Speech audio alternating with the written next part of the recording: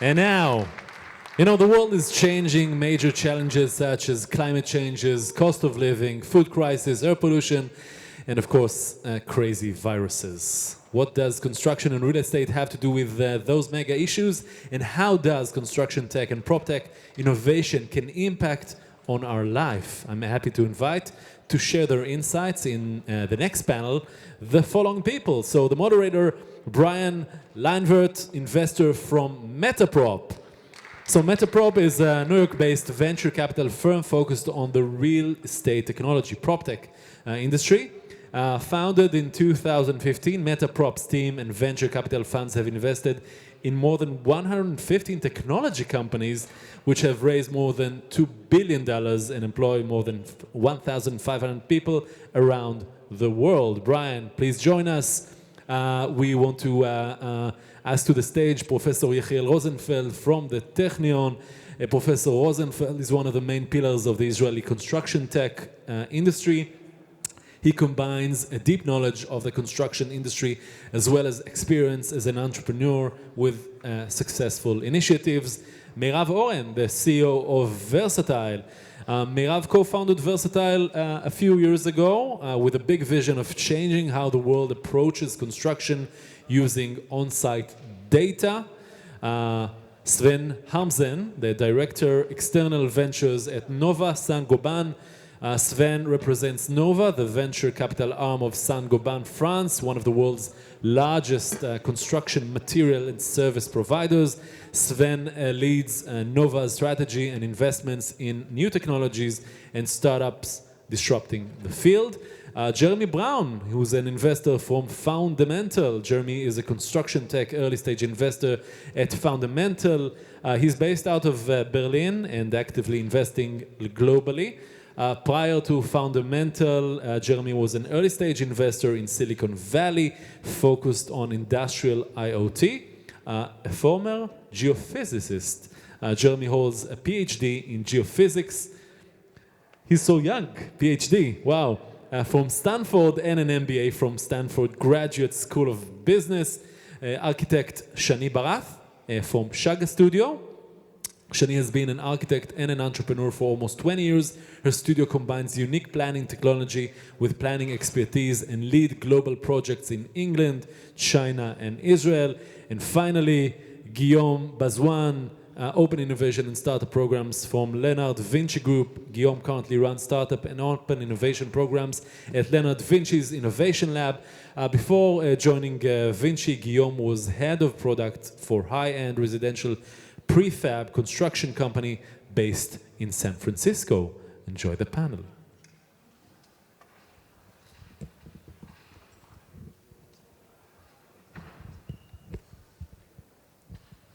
Hello, and thank you all for coming. I'd like to start us off by thanking Zahi and Gali and the whole ConTech team for having us. Our panel today will be on the construction for a better world. Construction is consistently ranked as one of the least digitized and least productive industries in the world, only ahead of farming and agriculture. Why is this, and what can we do to improve this? Let's find out. First, let's have our panelists introduce themselves. Professor, do you want to start us off? I'm Professor Yehiel Rosenfeld from Technion.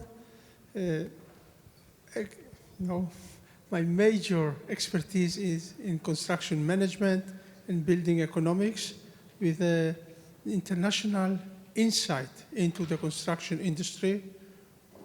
And I will comment on that later. Hi, I'm Meirav Oren, CEO and very much proud co-founder of Versatile, quite possibly the most non-invasive technology out there that positively influences and adds value to absolutely everyone on the job site, and I'll elaborate later. Good evening, everyone. My name is Sven Harmsen. I'm with Saint-Gobain, a corporate venturing unit called Nova. So we are the face to the startup world. I'm glad to be here. Thank you for having me. I think in the course of the discussion, I will tell you more about Saint-Gobain and our interest as an investor and partner to the startup companies. Hello, good evening. I'm Jeremy Brown, investor at Foundamental. We're a global construction tech focused VC early stage. I'm based in Berlin. We also have satellite offices in San Francisco and Singapore. And yeah, I'm very excited to be here. Hello, Shany Barath. So I'm the architect of the panel, co-founder of Shaga Studio, an office which is based both in London and in Tel Aviv. Also, I lead a lab at the Technion, which is called Disrupt Design for disruption in construction technologies. Guillaume Bazouin. So I'm part of the innovation arm of VINCI, which is brand new. We got our Nova that Saint-Gobain had for a while. So we're based in Paris. I'm in charge of everything that's linked to what we do with startups. We invest in some startups. We have an early stage accelerator and a collaboration program. So very happy to be in Israel and discovering this ecosystem. I was in the US for pretty much all my professional life and just moved to France about a year ago. So I'm discovering the European ecosystem, and I was surprised and impressed with what I found coming out of Israel. So very excited to be here and learn more about how we can work further. And I'm Bryan, investor at MetaProp. MetaProp, we're early stage venture capital focused on PropTech and construction exclusively. We focus on seed and Series A investments and have made over 115 investments to date. And my background prior to this was at Amazon. I ran the wearables and emerging technology category over there, working with smart home, drones, and other relevant technologies, and doing some growth equity investing before that as well. So let's dive in. Jeremy, can you tell us how new technology in the construction world can lead to a better world? Sure. I think one thing that we're very bullish on is around modular construction, not only from a lead time perspective, but shortening the life cycle time to see the realized completed building. I guess in addition to that, one thing we often see are companies that are really going after an asset-light development platform. So that's for the procurement and delivery of building components in an asset-light way. Very unique business model that's scalable. And the third thing I would say, I think that we'll see more and more of is digital alternatives to the traditional GC. And so whether that be around labor, whether that be around sort of transportation or material procurement and facilitating that. Yeah, I think you have additional. And Professor, as a leading construction expert, why is it so important that the world adopts new construction technology? Well, the construction industry is really one of the last big industries that is reluctant to change. Now, frankly, it has good reasons and even better excuses to remain conservative. The good reasons are that nobody was accused of being too conservative for some failures. Many people were excused for testing new ideas on real-life projects. In the construction industry, unfortunately, we do our crash tests not in laboratories, but in reality. In almost any other industry, the production is serial production. So we build prototypes, and those prototypes, by definition, are defective products. In construction, we build the first bridge, a defective product by sure, so it's defective. And still, we let the people use it. And then we try to fix it. Unfortunately, most of the big, the monumental, the one-of-a-kind projects do not enjoy the learning curve that almost any other product enjoy. So I wish to balance, the accusation that the construction industry is so conservative because the fear of failure is 100-fold, not 10-fold higher than the drive for some pioneering some success. And therefore, the progress in the construction is step by step, very, very slow, like robotics, automation in construction. We have seen some of the models here that actually were ready for use more than a generation ago. We had them at Technion just to prove the concept that robots that build cars and paint cars and weld and do much complicated work can do construction work. But it was not so easy to convince the industry to use them. I think the time is limited, so I stop here. Thank you. And speaking of the industry, Guillaume, as someone who works with such a large company, what do you see as some of the biggest pain points within construction specifically? Well, one of the main things that we see is like how, I'll just give you one very specific example, and that's like linked also to like the environmental impact.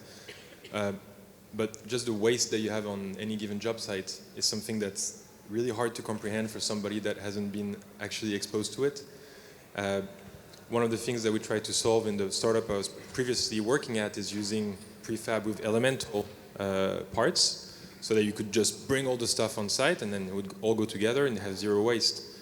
When you think of any given job site having, up to 30%, 40% of all the new material that went into it that actually goes to the garbage, first, it's outrageous and kind of crazy. Second, it's an insane place where you can innovate and find ways to turn that off. And there's many of the things we're talking about, robotics, prefabrication, all that stuff that goes to the core of that. And the last thing I want to say, because that's kind of for a better world, we are under scrutiny and pressure, and for very good reasons, to have impact on the environment that's not as detrimental.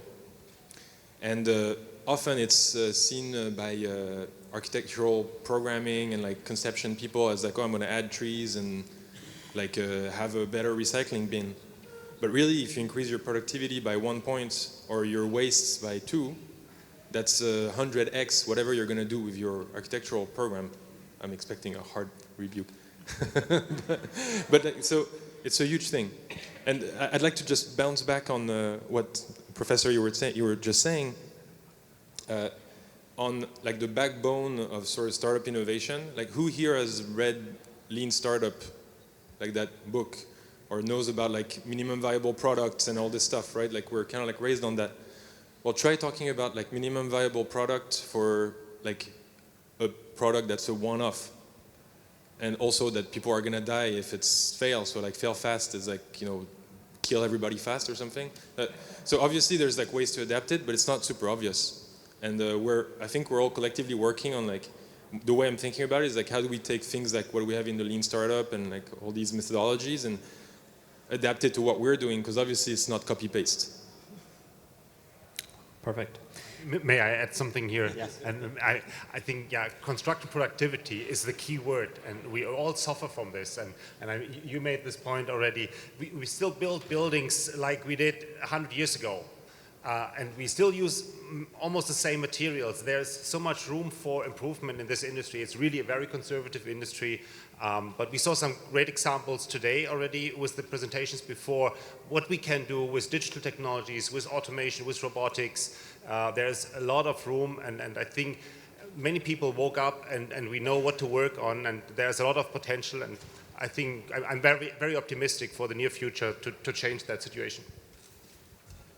And Shany, we touched on safety and we touched on reliability and even cost. What about the creative need within construction? What's possible on that side? Yeah, so creativity is a very mysterious thing. And I think that we shouldn't go to the abstract understanding of creativity, but for architects today, I think the major shift is a methodological one. So we're moving from a linear process of how we create buildings to a multi-domain and a multi-scalar understanding of how we are working. So actually the first thing that we're doing today, both in the practice but also in the academia, is looking at other disciplines, completely different disciplines.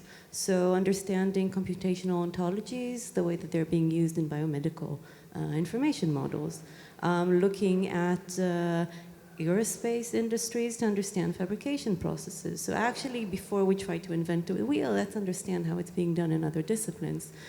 And I think that another thing that is very important is how you streamline the data. So it's one thing for a product, but it's another thing for a city. And a city, when we are doing planning projects, it's an extremely complex system. And each type of information that comes into this platform and into the system is completely different. So there can be databases, there can be images, there can be graphs. Each one of them doesn't communicate with the other. And I think that architects today are actually becoming, I wouldn't say data scientists, because I have great appreciation for data scientists, but we are pseudo data scientists. So we have to do it good enough in order to understand how to work in the system with the information. Perfect. Meirav, can you tell us a little bit more about your vision for workplace safety? Yeah, well, safety starts with manufacturing, the way I see it. The job site really needs to be viewed as a manufacturing process. It's a factory. And recognizing not everyone agrees with that, but the uniqueness of the different structures doesn't change the fact that there is a manufacturing process and many of the elements are actually the same. So to me, it's about the industry understanding its own processes to levels that were not even possible before, understanding its own production rates, how long things really take, and what does that mean about safety. Also understanding and analyzing near misses like other manufacturing industries. So my background comes from Intel, and we used to literally scrutinize coffee spills if the coffee was too hot, right? At a job site, you could have a load drop from a crane, and people will go like, ooh, no one noticed that. We do, by the way. This is where the change comes from. I don't believe in trying to control what people do, and also not in replacing people, by the way. We need to do more with just about the same resources, and sometimes less simply because the industry doesn't have enough resources. So this is not about changing them or taking the helm. It's about giving them the tools they need to drive a safer, more efficient, and generally more of a manufacturing floor of a job site. Sven, can you tell us a little bit about how you collaborate with startups looking to address these issues, particularly with all the different stakeholders within your organization? Well, yeah, that's my daily life. I mean, we love to work with external companies. We have 3,500 researchers in the company, and they are somewhere in this world. We have 8 research centers worldwide, but we are well aware that we need external innovation. There's a lot out there in all parts of the world. Nova is an organization. We are a small team, just 10 people worldwide, 4 in the US, 4 in Europe, and 2 in Asia. But we are kind of the gate to the company. You're welcome to approach us, and we try to find a way to connect you with the right colleagues in the company. And typically it starts very small, some testing, maybe some small JDA. And if that really works, then we work our way, and the collaboration expands. Usually it's not that you start with something big, but it's not necessary. But it works well. It takes some time. Be patient. As we are patient in construction, you have to bring some patience, but at the same time, a lot of expertise is necessary. And you have specific expertise in your companies, and we have the broad view and the power to commercialize technologies. I think that's a good partnership. Can I ask something? Like, how many pilots are actually converted to becoming scale on job sites? I don't have an answer for you because I don't see it. Okay, because I would argue that patience is one thing startups just don't have. We have a runway, not patience. Yes, I fully agree with you, and that is partly our role because we have to educate our colleagues. For many colleagues in a large corporation, I think we are not an exception there. It's hard for them to understand that a startup company runs out of money in maybe 2 months. This is different in a large corporation, and so we have to manage that situation. Yes. So I have a very similar subject. I've been on both sides of the equation, like trying to sell to large corporations, being a startup, and now being a startup and having people coming with like amazing ideas all the time and like saying like, oh, wow, how about we scale this? And usually it's actually great and it's all logical and it's all perfect, but it's just a question, as Sven is saying, of like level of education and readiness of the operational folks, which is not the same as level of sort of like excitement and projection of excitement that you have from like people like us whose job it is to be the open door. So I'm like kind of like saying something I shouldn't, but in a way, you know, I would tell you like be cautious when you work with very large corporates, because in many cases you may run out of time. And so usually when I see very young startups that have an amazing product, I don't like rush them to say, yeah, you got to work with like the biggest and meanest company out there. And, you know, I encourage them to go and like find like some market that works and then like go about scaling with us. So what we've done, and I won't be long, but like we have like we decided to put that into a program called Catalyst, where we focus on companies that are like slightly later stage and pure proof of concept. And my tagline, which is somewhat false, but I've said, you know, we think that POC to deployment is maybe 5% success rate. And I think it's a French average, so construction is probably 1%. But my tagline has been, let's take it from 5% to 50%, but by focusing on a very small number of companies, almost like you would do in an investment sort of like deal flow strategy. I just have one point, and one thing that we like to say is, I don't know if it's really an expression people use here, is like land and expand, but in the construction industry, it's a lot more about landing than expanding initially. So just with some of these large organizations, when we're doing a strategy session or really trying to push our startups to enter an organization, it's going to take them in many circumstances a lot more time to get comfortable with the technology, and that's going to be very excruciating. But on the other hand, once you're in many respects, then you're in. And so it's just the patience, and obviously there's capital and runway and things you have to consider too. But the landing is, I think, right now in the construction industry, a lot more, you take that a lot more into consideration, and then hopefully, at some point you'll be able to expand meaningfully. Yeah, and one thing I'll add is a lot of startups come to us with traction and show that they have contracts and big pipelines. And the way that we think about traction is with three major components. The first, we really think about the logos, the new logos that you're adding. Focus on adding some of these brand name types of customers that can really give credibility to the project that you're working on. But it's very important for us also to consider the amount of companies that you're working with. You don't want to be beholden to a single corporation and be tied to just their objectives. And so it's an acquisition without the acquisition oftentimes. So you want to really diversify the logos you're bringing in. The other components that we think about are the expansion within the contracts that you have. If you're working with one of those larger players, it's important to have them renew the pilots. It's oftentimes a lot easier to land a pilot for a couple months and have them not renew. So it's very important to make sure that you can show that sort of progress. And the last component is really diversity of customer. If you're working with a residential developer, work with a commercial developer as well. Work with a larger player versus a smaller player. It's good to show that you have kind of the diversity and show that you can have a product that has a larger scope than just the initial customer that you have. Professor, I want to turn it over to you. How do you work with researchers to develop new technology and then eventually commercialize it? Well, I have experience in two very good institutions. One is my home institution, Technion, Israel Institute of Technology, as well as MIT, Massachusetts Institute of Technology. So I have a perspective to compare between those two and many others.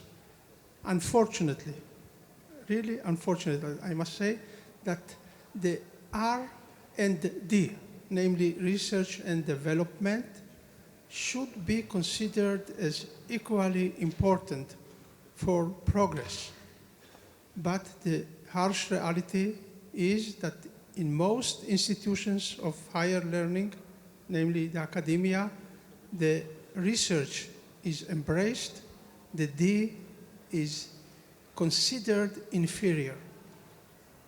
And actually there is almost no encouragement to cross the stage from research to development, there are many discouragements to do that. This is the harsh reality. In the interest of time, I want to really focus on one question and ask this to the group at large. What are some of the trends that you're noticing over the next 5 years, and where do you see the construction industry heading? Jeremy, do you want to start us off? I think one big one is which I think we've touched on a little bit here, is not a one-size-fits-all approach. And so this is when going back to modular or 3D printing applications, off-site construction, cost efficiency. This one-size-fits-all is definitely a trend. And I think more and more in the construction industry, a second one is around circular economy. And so, how do we become more efficient with our waste? How do we recycle? So not only thinking about building the building, but what happens when we get to the point where we're demolishing it? And all the CO2 that's sort of been absorbed and it's being released, how do we sort of deal with that? Or reuse some of this material to build a new building? I think that's going to be a major focus just from what's going on in the political world, but also given the sheer emissions from the construction industry. I won't go through all 5 I was thinking about, but I think one more is around the creation of data pools and the consolidation of it. So many companies, Versatile, creating so much data in the world, at some point that becomes super valuable. And so I think we're going to start seeing a consolidation of that data in the coming decade. Yeah, and I actually really agree with the trends that you're noticing there. One of the ones that we're seeing in sustainability is that sustainability is really seeing the opportunity to grow at the moment. Laws like Local Law 97 in New York and similar laws in Los Angeles and all around the world, a lot of cities are adopting sustainability standards, and as these deadlines approach, we're seeing exponential growth in the sales of everything from energy management to material recycling to new material development. The other trend that I'm really noticing is the adoption of software by small and medium-sized players in the construction space. Historically, startups have had a very hard time in the construction space because only the very largest of companies really used proprietary technology, and everything else, and everyone else was stuck on pen and paper. We're starting to see much more adoption around the smaller players, which allows startups to really bootstrap a company off of even as simple as Instagram or Google or Facebook ads, which wasn't possible in the past, and so it's really created a much better environment. Do you want to touch on something? No, I just want to add one thing maybe from a different perspective, but we're talking about speed, but I think we're neglecting quality. And and one of the things that, for example, we are developing at the office and doing it quite on large scale. So today our office is part of design teams of Stedov and Plugot, and really the largest planning projects that are happening today in Israel. And what we're seeing is that by developing tools that are enabling rating and assessment and quality assurance, this enables us to become part, I think, of a better planning process, reducing time. But I think that one of the things that sometimes I see with startups that approach us to use their tools is that they solve very, very specific problems, but almost neglect to see the overall picture of how we actually plan cities, buildings, products. And that would be one thing that I would want to put on this table. So I was just going to say, I see this going with actually startups, and not because it's necessarily the best way, but I think it's going to be the most efficient way. Startups solving ultra-specific problems, and maybe more on the construction than the pre-construction side. I'm not sure about that, but say construction, just for the sake of argument. We used to see companies that would go and be like, oh, I'm going to solve all your problems through IoT. I'm going to put sensors everywhere. I'm going to solve your problems. Nobody wants to pay for it because nobody knows what they get from it, right? They're like, oh, you're going to have data, and then data is going to help you do stuff. What stuff? Nobody knows. But it's going to help you save money. And now I see companies like, there's one that we have as part of our Catalyst program. It's called Converge. It's based in the UK in Cambridge. And like really, like now they're doing more things, but their first product is just a sensor that you put in concrete and you pour it and then it tells you when it's cured. It sounds like the dumbest thing in the world. Well, it turns out it solves a really big problem, and you can like shave days off of schedules on job sites, right? That's really silly, but it works. It's sellable, it's understandable, you can pitch it. And the thing is, they have kind of like a Trojan horse approach, because once they have that, they're in. And you have that flow of data coming out that you can plug into your ERP and your scheduling software and all this stuff. And once you've done it, you're not going to go back. And now they're in your software. They're inside your stuff. So what I feel like is that there's going to be a bunch of these people doing like very specific stuff that actually makes sense on like a project level. And it's going to be really messy. So people are going to get mad. And then there's going to be a consolidation of some of them around some big actors or the emergence of new ones. But I would say in the next 5 years, I assume there'd be some new actors that are like Procore levels and a reinforcement of like the ones that we know, and maybe an expansion from pure software to like going into like logistics and like a bunch of other things. So. I somewhat agree. I think that's part of the problem, actually, the fact that the startups are following the industry's fragmentation.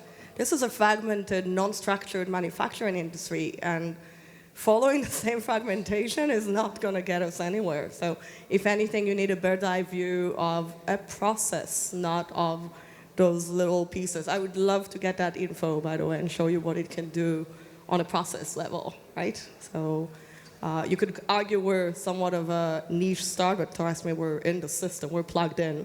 But if anything, I think we'll see consolidation, a lot of consolidation and fatigue where it comes to, we can't pay for all of that. We cannot pay for concrete sensors on one end and Procore and Bluebeam and PlanGrid as part of Autodesk now. And like, we're confusing the industry, people. We should stop that. So if anything, I'll see consolidation. I think the ones that see the bigger picture and actually solve the fragmentation will prevail and see mass adoption in the market. I could give you a few overall numbers, but I won't right now. But Perfect. Thank you, Meirav. And thank you all for the panel. I think we're all out of time for today, but thank you for the stimulating discussion. Thank you. thank you. Thank you.